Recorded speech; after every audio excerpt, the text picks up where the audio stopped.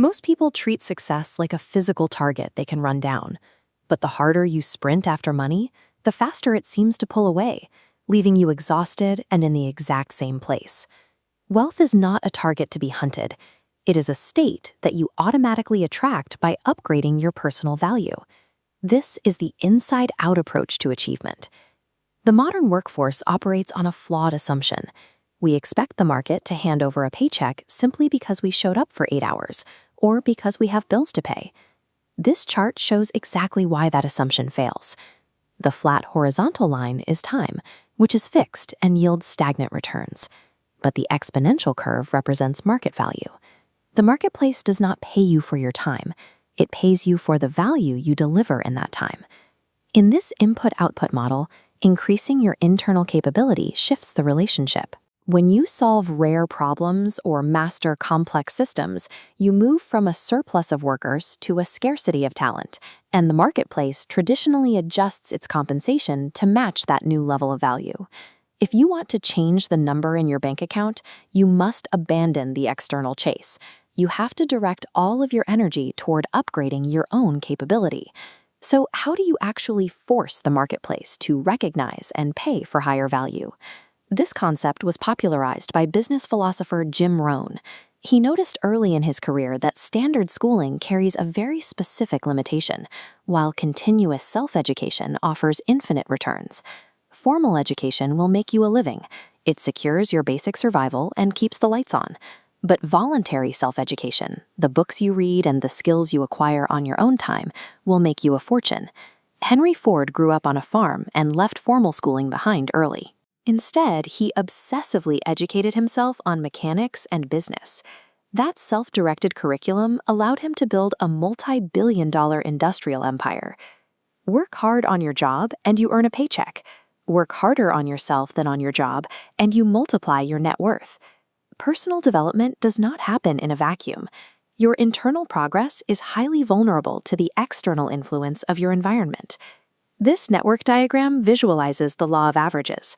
Notice how the central node is mathematically dragged downward to equalize with the 5 low-value nodes surrounding it.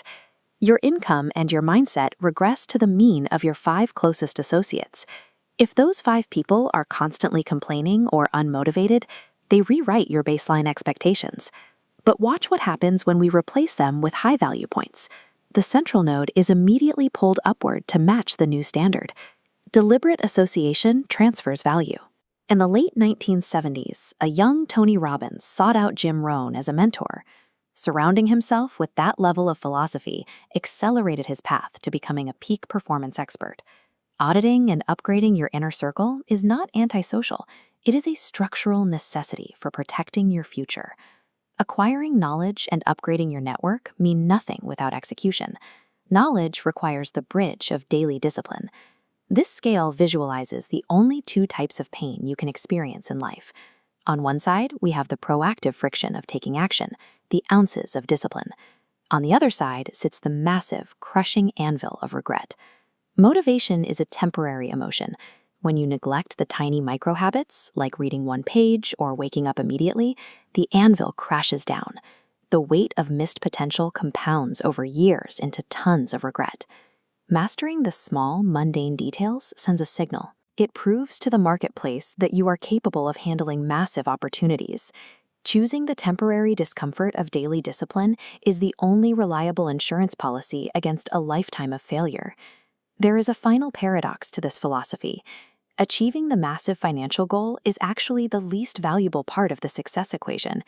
Material trophies, the money, the cars, the job titles, can be lost in a day, but the resilience and the skill you forge to acquire them are permanent. Look at Oprah Winfrey.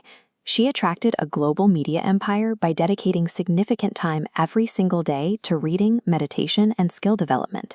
She transformed her core character to handle immense scale. The marketplace tests everyone. Stop wishing for fewer problems. Demand that you acquire more skills. $1 million can be lost to a bad market, but the discipline required to earn it stays with you. If you lost everything tomorrow, you wouldn't be starting from zero. You'd be starting with the philosophy and skills that made the first million possible. That is the true prize.